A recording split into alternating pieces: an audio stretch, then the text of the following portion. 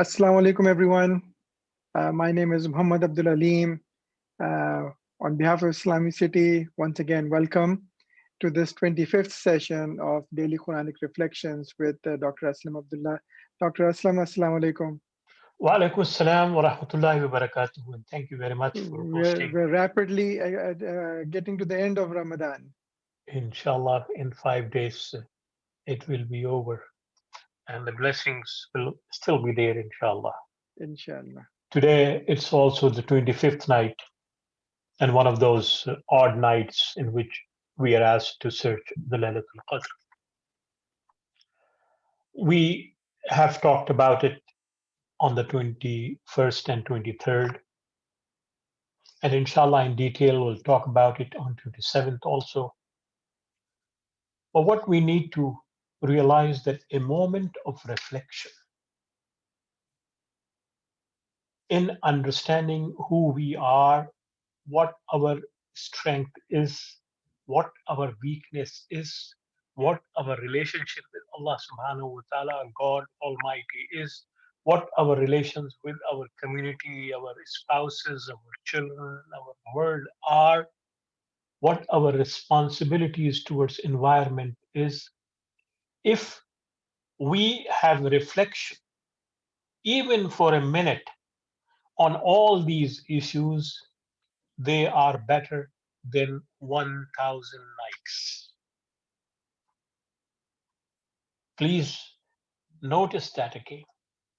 The moment you find yourself, the moment you discover yourself, by that I mean you understand where you stand in relation to the divine guidance. It doesn't matter whether you are perfect, semi-perfect, or completely imperfect.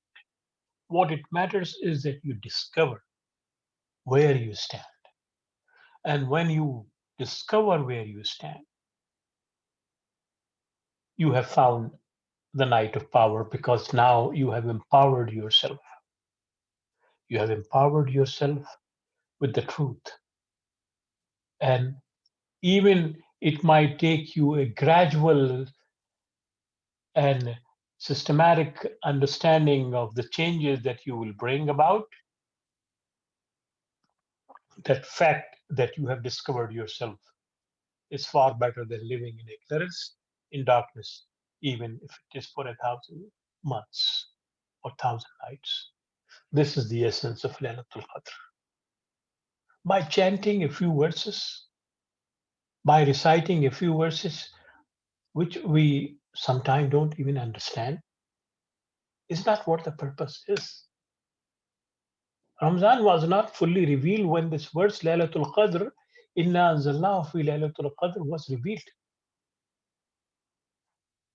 It was not the first or the last ayah of the Quran or surah of the Quran. So please take that time tonight, as you would take the time on 27th and 29th, as you took the time on 21st and 23rd, to reflect and ask yourself a very honest question. Who am I? Why I am here? And what is my relationship with God Almighty and with all the creation that God has created and evolved in this universe, including animate and inanimate objects.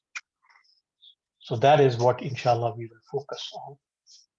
The 25th juz of the Quran comprises surahs Fussilat, which means explained in detail, Surah Shura, which means the consultation, Surah Zukhruf, which means the gold adornment, and Surah Jasiya, which is also which means the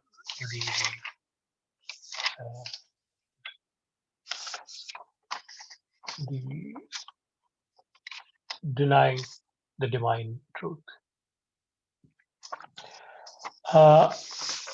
The juz or the chapters, we talked about Surah Fussilat yesterday, but Surah Shura emphasizes that the message of Quran is not a human message. It is a message that is given by Allah subhanahu wa ta'ala.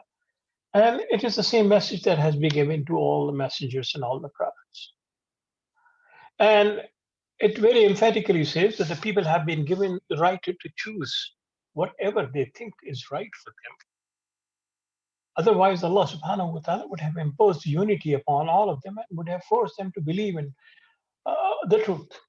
But it's up to the people to make their decision based on their understanding and based on their own commitment. So He would not force anyone to follow anything. He has given freedom to people to make their own choice by their own free will. Allah judges people on the day of judgment, and the those people who avoid major sins and those people who handle their issues through mutual consultations are the people who are successful. Surah Zukhruf also emphasizes that the revelation is a mercy from Allah subhanahu wa ta'ala, and Allah chooses whomsoever as messengers and as prophets to communicate that message to human beings. And the worldly goods and riches do not necessarily means that the person is high in the eyes of Allah subhanahu wa ta'ala. The real value comes from following the truth and righteousness. And Surah Al-Jasiyah also warns those who deny the divine truth. It talks about human arrogance and deceitfulness and sinfulness. The judgment of Allah subhanahu wa ta'ala will cover all the people, and the nations will stand before him in the kneeling condition, accepting what he says. Even those who are denying divinity to Allah subhanahu wa ta'ala will acknowledge them. Allah revealed his message to his prophets. The purpose of revelation is to warn people about the day of judgment. And had Allah so will, he would have forced all people into one ummah, but the wrongdoers will see the consequences of their actions. The judgment is in the hand of Allah subhanahu wa ta'ala. He gave the same religion to all his prophets. Muslims must invite people to believing in one God. Allah deals justly with all people, and Allah accepts the repentance. Allah's mercy is manifest in this universe, both among the human beings and among all the creations of the world. Believers should avoid sins. They should be patient. They should work with each other in consultation, and they should practice forgiveness. The role of the prophet is to guide people to the right path, not only with words, but through their actions. The revelation is given to Arabs in Arabic language, but it is not a revelation only for the Arab people. Other people can understand it through translation or through learning that language. The revelation is a mercy from Allah subhanahu wa ta'ala. Shirk and blind following of ancestors are major problems of non-believers. Allah chooses the prophets according to his wisdom, and the worldly riches do not mean much in the sight of Allah subhanahu wa ta'ala. Those who forget Allah subhanahu wa ta'ala come under the influence of evil forces. Then Allah subhanahu wa ta'ala brings the story of Pharaoh and Musa alayhi salatu wasalam once again, and then he describes the punishment that caught Pharaoh for his arrogance and for his insistence in believing things that were contrary to the rational thinking. It also focuses on Jesus' message, and it says that the message of Isa alayhi salatu wasalam was changed by the people who claimed that they were his followers. But Allah subhanahu wa ta'ala assures that the believers will succeed in the life hereafter. And the Quran is a book of warning and that glad tidings. The day of judgment is a certainty, and Allah will punish the wrongdoers and he shall reward the righteous. Allah's signs are all over the universe, provided we want to understand those signs and comprehend them. And then those who deny the revelation of Allah will see the punishment of Allah subhanahu wa ta'ala.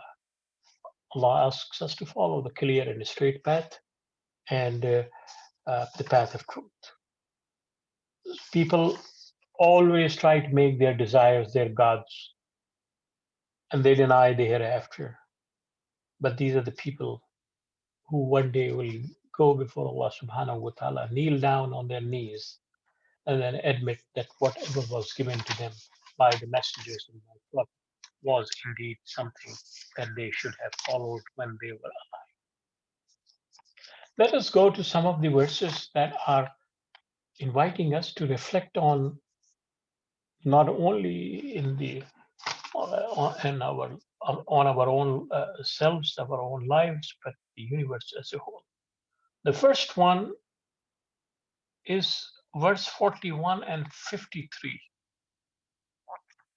It's a very powerful and very far-sighted verse that I have not come across in any religious scriptures of the world. And it shows the dynamic nature of the universe and the dynamic nature of the human knowledge itself. It says, سَنُرِيهِمْ آيَاتِنَا فِي الْآفَاقِ وَفِي أَنفُسِهِمْ حَتَّى يَتَبَيَّنَ لَهُمْ أَنَّهُ الْحَقُّ أَوَلَمْ يَكْفِ بِرَبِّكَ أَنَّهُ عَلَى كُلِّ شَيْءٍ شَهِيدٌ. In time, that is in future, and that the Prophet is being said. And Allah knows that the Prophet would not be physically alive all the time. And the messengers and the companions, the messengers. So it is addressing the humanity. It is addressing my generation as it addressed the previous generation as it would address the coming generation.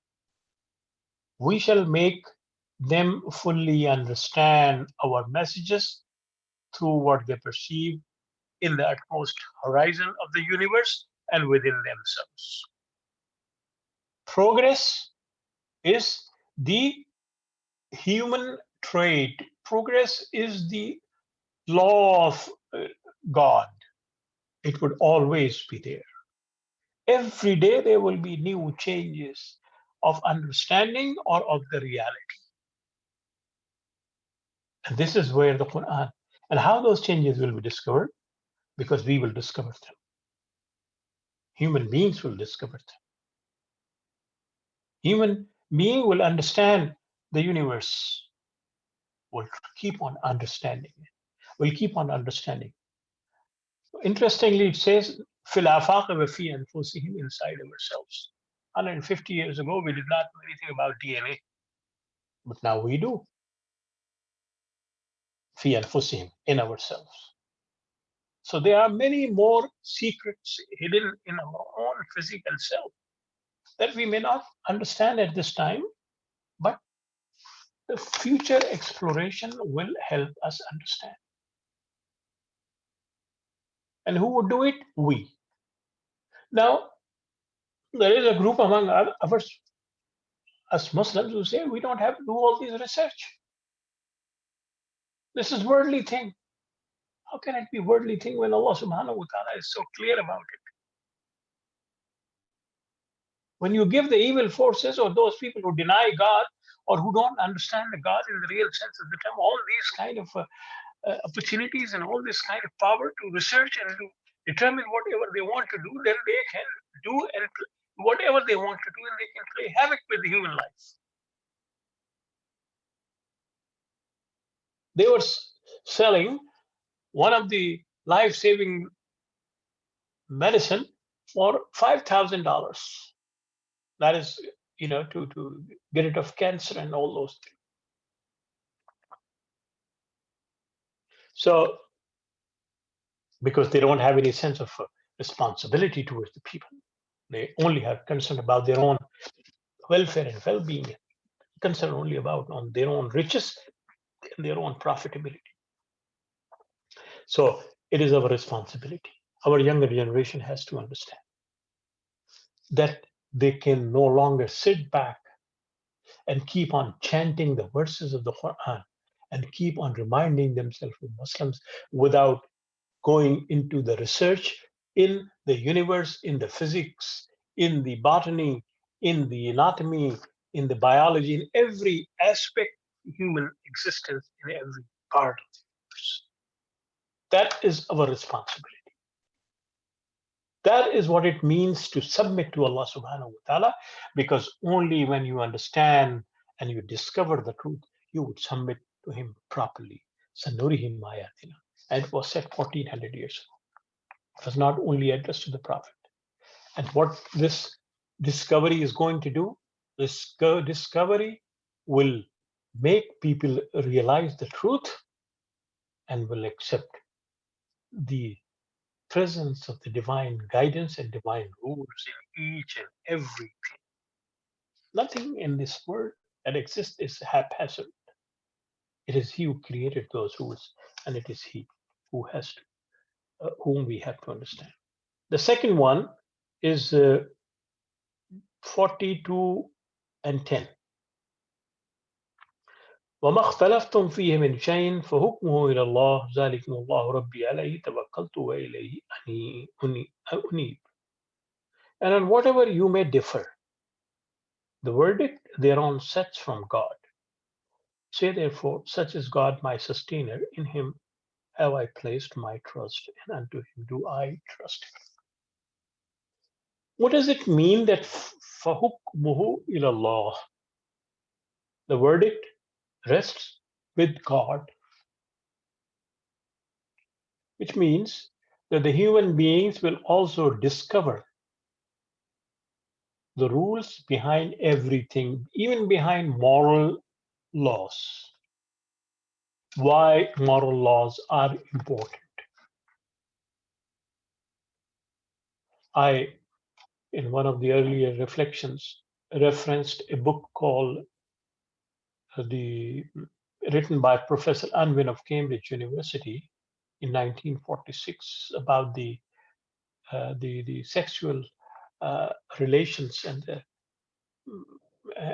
the status of the people studying 87 cultures, and he reaches to the conclusion that those communities that do not follow rules of segregation and rule to regulate the relationship between two genders are the communities that destroy themselves within 3 generations. It's a very powerful research, conclusion. What it's saying that when you would not follow the divine scheme in your relationship, when you would not understand the divine scheme in the universe and would keep on doing things, then you would hurt yourself and you would cause destruction to yourself. Environment is a clear example. Hukmuhu ilallah. Allah's hukm is that do not pollute things. But when we pollute the water, the air becomes polluted. When air becomes polluted, we become polluted. Our environment, our living becomes polluted, and it causes hurt to all of us. So this is what it means. Hukmullah means those rules that we discover, those rules that have been given to us in the divine scriptures. The next one, 42:13, is again a very powerful verse emphasizing the interfaith and the acceptance of existing communities and their understanding of the divine, even though they may have different understanding compared with Muslims. And it says, شَرَعَ لَكُم مِّنَ الدِّينِ مَا وَصَّى بِهِ نُوحًا وَالَّذِي أَوْحَيْنَا إِلَيْكَ وَمَا وَصَّيْنَا بِهِ إِبْرَاهِيمَ وَمُوسَى وَعِيسَى أَنْ أَقِيمُوا الدِّينَ وَلَا تَتَفَرَّقُوا فِيهِ كَبُرَ عَلَى الْمُشْرِكِينَ مَا تَدْعُوهُمْ إِلَيْهِ اللَّهُ يَجْتَبِي إِلَيْهِ مَن يَشَاءُ وَيَهْدِي إِلَيْهِ مَن يُنِيبُ.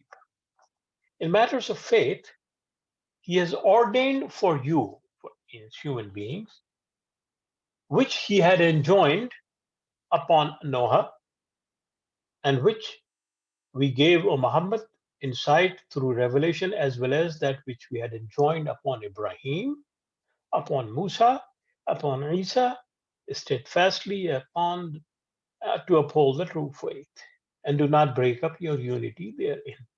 And even though that unity of faith to which you call may appear oppressive to those who are wont to ascribe to other beings or forces to share his divinity, God draws unto himself everyone who is willing and guides and to himself everyone who turns towards him. Message is that the faith of Islam is not new and the message of Islam is not new. It is linked with almost all and every message that Allah revealed to all the messengers and prophets.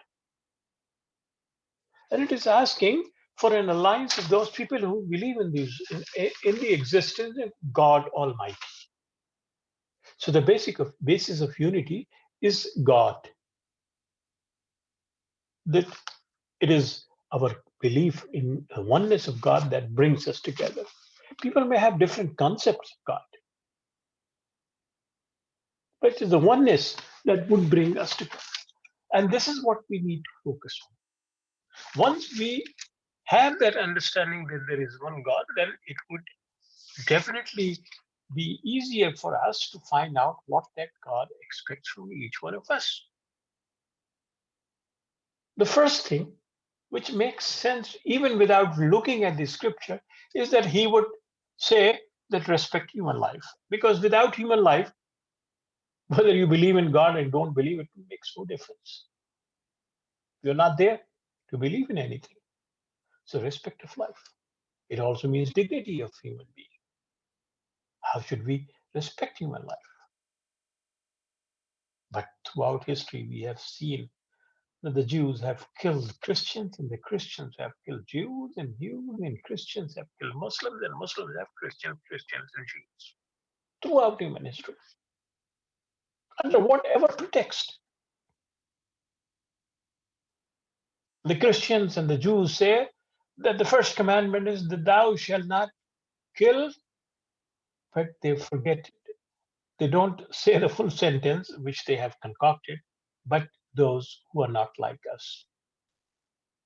And the Muslims say that every human life is sacred, but when it comes to dealing with those people who are opposed to our ideologies, even though they may be a small number, why don't we kill and get away with them?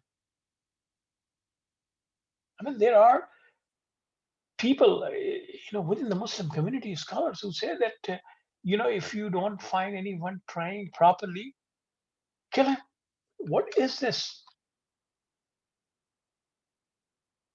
So this is what the unity of faiths would mean, that we would respect human dignity, we would respect human life, we would make sure that people are given that opportunity to think for themselves what faith is good for them, and then they would have no coercion in matters of faith. The next one is 42:30,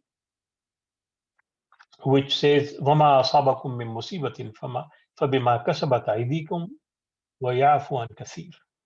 Now, whatever calamity may befall you will be an outcome of your own hands, although he pardons much. Then, yes, he would pardon.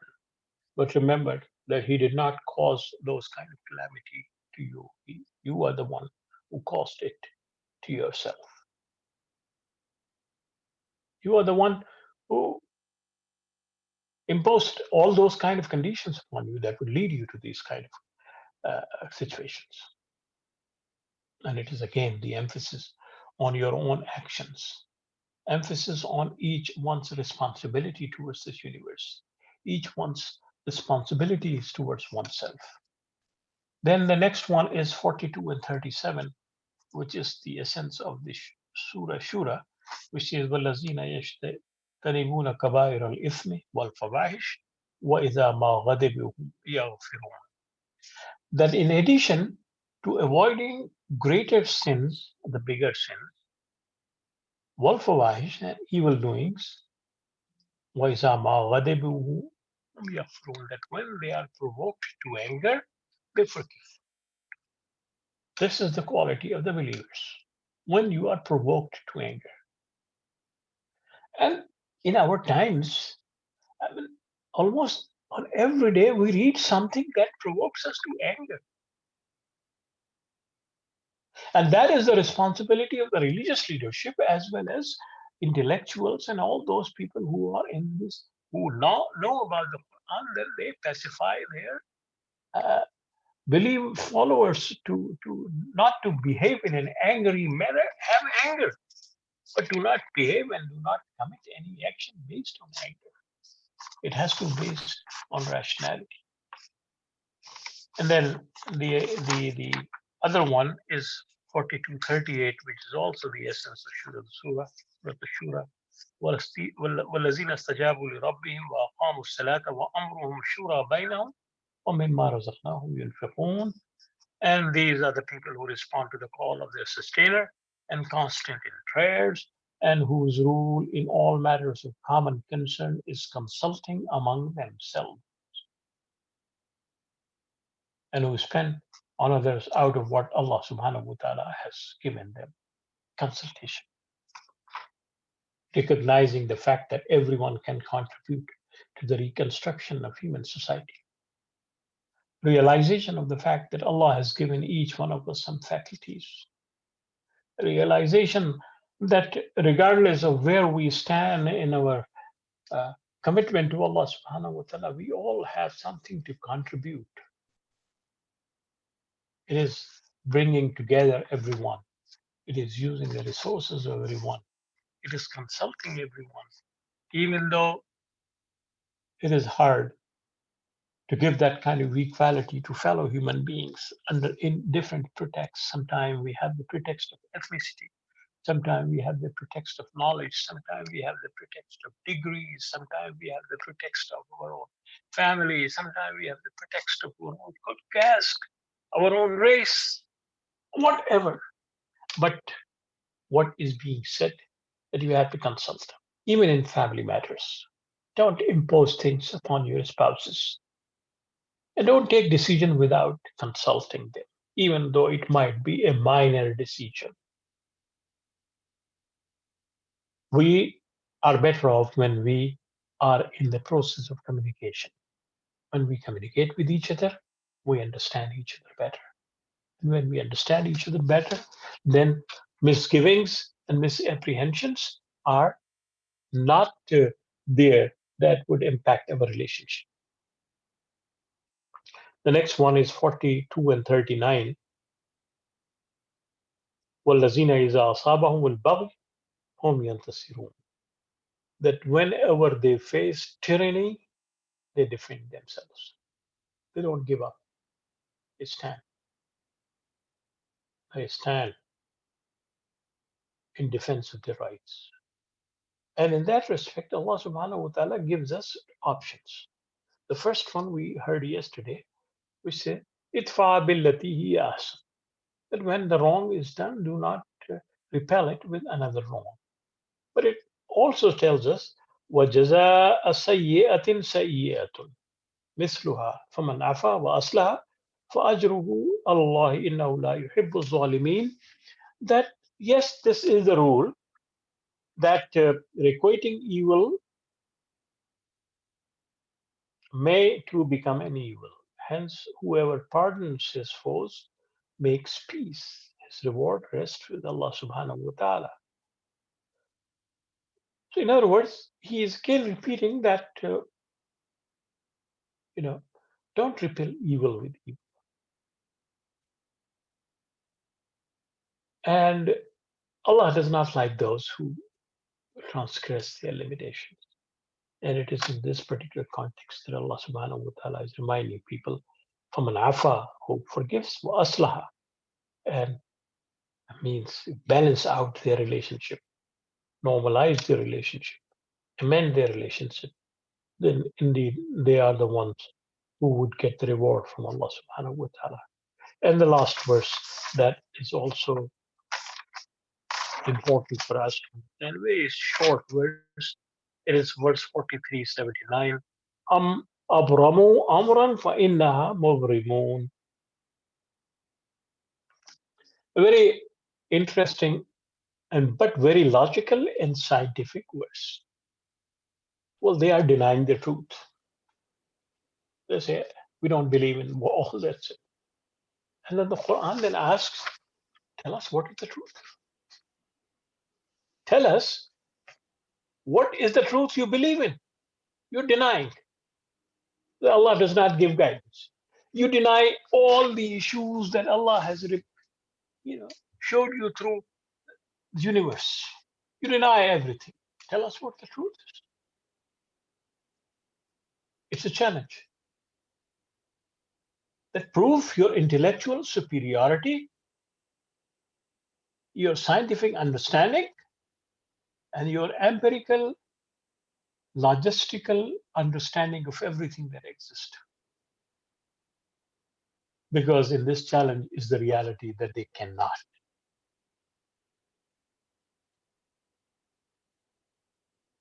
They cannot. These are the people who, through their false logic, through their emotional narratives, have destroyed the life of millions and millions of people all around the world. And they keep on destroying this life of our younger people also by giving them false notions, false ideas, false understanding of God. And they point fingers at Islam, projecting it as a religion of violence, projecting it as a religion of suppression, projecting itself as a religion of irrational thoughts. But they don't tell us what the truth is. And this is what the Quran is asking them to prove. And this challenge will remain alive until the eternity. أقول قولي هذا وأستغفر الله لي ولكم. Thank you, Dr. Aslam. I just wanted to re-emphasize the first ayah that you covered. We will show them our signs in every region of the earth. Well, this is Abdul Halim translation, and he's using this as every region of the earth and in themselves. But the actual ayah is talking about horizons. Your universe, horizon, afaq. Yes, The entire universe, right? indeed. So, Cosmos, if you want to use the right word. Absolutely. And as you pointed out, in the inner selves, we're looking at Allah is giving us signs by making us understand how our body works at that minute cellular level of the DNA. Indeed. And you and know, then this coronavirus has exposed our limitation in terms of the knowledge of our own anatomy. We have not yet discovered how we can fight that small, what you call the virus. And the absolutely. entire world and the science of the world. We will find it out, inshallah, because Allah subhanahu wa ta'ala has found the cure, but it is proving that we will continue to discover, we will continue to progress. Yes, so the other aspect of this, the opposite side of this is the afaq, the outer horizons. And if you look at that, the new telescope that is being developed is called the James Webb telescope. And it will be able to look back to nearly the Big Bang in our universe. So it's going to look back 13 billion years. And that is what the exploration is taking place right now. So, and this ayah is saying that, the outer horizons, basically. And so we are reaching the limits of that outer horizon by looking back into our universe right after the Big Bang, basically. So this is really, it is an amazing verse. I mean, this verse should be on the entrance door of NASA. On every research lab, سنريهم آياتنا في الآفاق وفي أنفسهم حتى يتبين لهم أنه الحق. Subhanallah. I mean, one cannot even think of the vastness of this verse. Yes. Well, I mean, we most of the time we think people involved in these sciences do not have any religion and so on, but they are contemplating God. Indeed. They're trying to find answers and the proof for the existence of God, basically. Indeed. So, okay. I just have a couple of verses that I wanted to get your opinion on. The first one is 42:8. If God had so pleased, he could have made them a single community, but he admits to his mercy, whoever he wills, the evildoers will have no one to protect or help them. And we've seen this verse several times now. So the There are at Quran least is seven references to this kind of idea that it's not difficult for God to unify all of those people behind one ideas. But he would not do that because that would mean that we don't have free will. That would mean we don't have freedom. And if we don't have freedom and free will, then there is no issue of accountability. Accountability comes only when you have free will. Day of judgment has meaning only when you have free will. The reward of Jannah and Jahannam has relevance and meaning only when you have free will. And this is where God is emphasizing that use that free will. But what unfortunately we have done is that we have turned this divine guidance into a blind following. We keep on repeating, we keep repeating this thing, we keep repeating it. Allah doesn't want us to be one ummah because He has given us free choice, but we don't want to respect this diversity, and we are not respectful to God in that sense of the term. right. So I think that what you just said, that this ayah that is saying that Allah could have made this into a single community, uh, is our challenge in making sure that we understand that we can be one community in terms of respect and tolerance and how we conduct our affairs with each other. Indeed. So that is the opposite side of this ayah that I think is being emphasized, where Allah subhanahu wa ta'ala saying, yes, he could have done this, but That He has what is left it our upon task? us to do it, yes. Left it upon us, yeah. So the second verse, I wanted to kind of, I was reflecting on this verse where Ibrahim alayhi salam is saying to his father, I will renounce what you worship.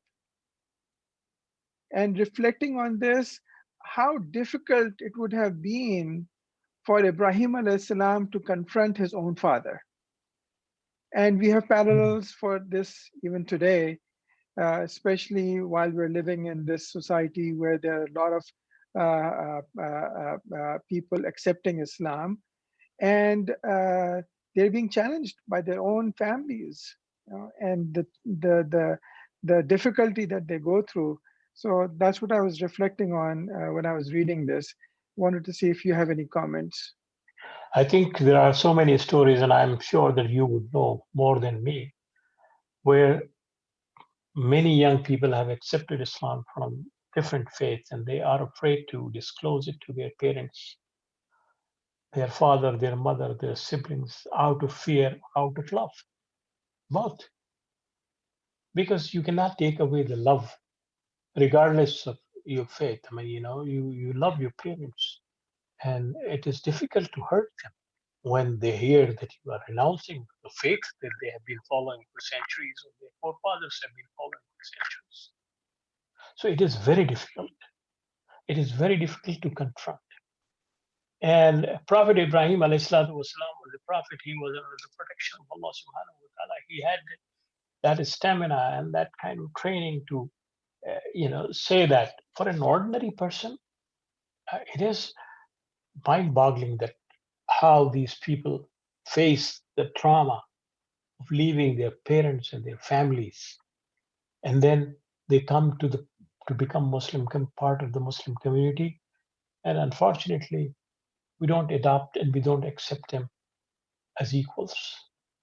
They stay in the periphery of our own community. They are not part of our social structures. They are not part of our social traditions. They are not part of our family relationship. They are guests at best. We may shout a few Allahu Akbar in the masajid when they accept Islam. And we may, you know, say it proudly that this is how Islam has been growing. But one must understand what you rightly pointed out, the trauma, the dilemma that they go through every day, by confronting their parents, by renouncing the faith that they have followed. And one such person I came across who became a Muslim, and he specifically asked me not to disclose it because his father and his mother would get hurt, and he doesn't want to hurt them. And it's still today, until today, I have that secret with me. That person, you know, quietly comes to the mosque and then goes, you know, he has so far not disclosed it to any of his parents about his and this he's not the only one. So one must empathize with those people, and you rightly pointed out that this particular verse is the one that points us to that particular direction. Yes, absolutely. I mean, we do hear a lot of these stories, of course. As I had mentioned earlier, we have about maybe 15 to 20 people every month on the average who are taking Shahada at the website. So we do hear from a lot of them. One story that really stands out that I was thinking about when I was reading this verse, uh, uh, uh, she was a Palestinian Christian Mhm. who married a German convert, Mhm. and when she married, she was still a Christian. Mhm. They liked each other. They got married, and the husband said that I don't want to impose my religion on you. You're Christian. You're Christian. No. And she said that after seeing my husband for 2 years and observing him and studying his faith, I decided to become a Muslim. Mhm. And when she became a Muslim, her parents were so upset with her, and she was literally crying when she said this. Her mother said that it would have been better you had become a whore than become a Muslim. Mhm. And imagine the pain that that woman would have gone through by listening her mother say this to her. Mhm. And then she was telling me this story, but she said that that happened a few years ago. But now my mother sees me as I am, and she is accepting, and she's telling me that I'm a better person now. But these are the challenges that these people are going through. And while we're living in the society, as you had mentioned, that we see in our masajids and we come across non-Muslims all the time, There was we or new Muslims all the time. We have an obligation to them, and making sure that we welcome them in our communities and we understand them yes. and are compassionate towards them. Recently, I think you also know that individual who accepted Islam because you were also there when this incident took place. Afterwards, he said that when he disclosed it to his mother, the first reaction that the mother had, "Oh, I hope that you are not one of those who blew up the buildings." Mhm. So these are the conceptions that people have about Islam and Muslims. And imagine how this young man would have responded to the mother who is expressing these kind of expressions and all these things. And this is what we need to understand and empathize with their situation. Absolutely. So, we come across people who have Islamophobia and who have these negative views of Islam and who hate Islam. And it's easy to confront them and making sure that we communicate to them. But if it's from your own family, I mean, that is something that it would be very hard for us to imagine. Indeed. So, before we end, I just wanted to uh, uh, cover just a few things about Islamicity. I've been trying to do this. Yesterday, I talked about the apps that we have for our children. Today, I just wanted to give you an overview of of the website. There's a lot of information available on the website. You can see the different services that we have: prayer times, Quran Center, Quran Search, audio channels, radio channels, live radio channels. We are recording the Taraweeh prayers live from Mecca and Medina, and it is closed captioned in French and in English. The Medina Taraweehs are closed captioned in French, and the Makkah Taraweehs are closed captioned in English. Brother Aji, who's recording and helping us in the backstages as we broadcast this, does this every day, and he's been doing this for the last several years. We have one of the largest collections of live and recorded Taraweehs that you can find. So you can watch the Taraweehs, and of course the different articles. We have about 2,500 authors in our system, writing on all different types of topics, including Dr. Aslam, your articles. You are one of the most prolific writers that we have on the website. But in addition to that, we have several other authors who are writing also. Uh, in addition to the articles, every day you will see curated news. This is news around the web. Of course, we do not have live reporters ourselves, but we do have a team of people who look at news from all over the world. And this may be on the third page of New York Times or somewhere else. But if it's a news that is more relevant to the Muslim community, we will highlight that here. So these are the news around the web. And of course, articles on faith and spirituality, science, videos, and so on. But one of the most powerful things that I can tell you is that we have the search engine. And I can search, for example, how to pray. We have over 25,000 posts in Islamicity. And any topic that you can think of, we have it covered. So here, the articles, if you're too busy to pray 5 times, what do you do? Sahih Bukhari, the hadith on prayer, dua, prayer of fasting, performing salat at the beginning of its time, prayer of istikhara, prayer of janaza, how to pray properly, and then how to pray in Islam, and then of course the actual the prayer itself. So this is one.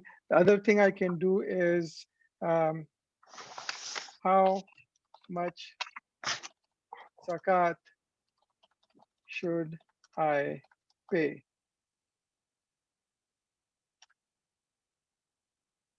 There's hadith, zakat al-fitr, understanding zakat, zakat. This is the general topic we have. Anything that you wanted to know on zakat, zakat calculator, and so on. So you can throw any question in this field.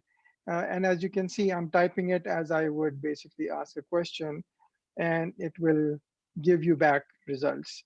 So I hope you take advantage of this knowledge base that we have. And this is different from searching in a general search engine like Google or Bing or any other search engine. These are curated articles that have been vetted on our part, and which we display to people and make it available for people. So with that, I just want to mention again, we are doing a campaign, Shelter in Faith. Out of the $500,000 goal that we have Alhamdulillah raised 169,000. Yesterday we were at 147. So these last few days they're ramping up, and I hope that you will encourage, as I said earlier, your friends to donate. Again, the three things I would like to request is, if you have not already paid your zakat, please consider Islamicity for your zakat. It is zakat eligible. Two, please consider joining a monthly donation program, $5, $10, $20, whatever you can afford on a monthly basis. That's what helps us plan our work, make sure we can grow our work with the funds available to us. And two, one of the most important things, just invite two of your friends, please. to come and take part in donation and supporting Islamicity. Thank you again, and we'll see you tomorrow, and then we'll conclude with a dua from Dr. Aslam. أعوذ بالله من الشيطان الرجيم بسم الله الرحمن الرحيم والعصر إن الإنسان لفي خسر إلا الذين آمنوا وعملوا الصالحات وتواصوا بالحق وتواصوا بالصبر.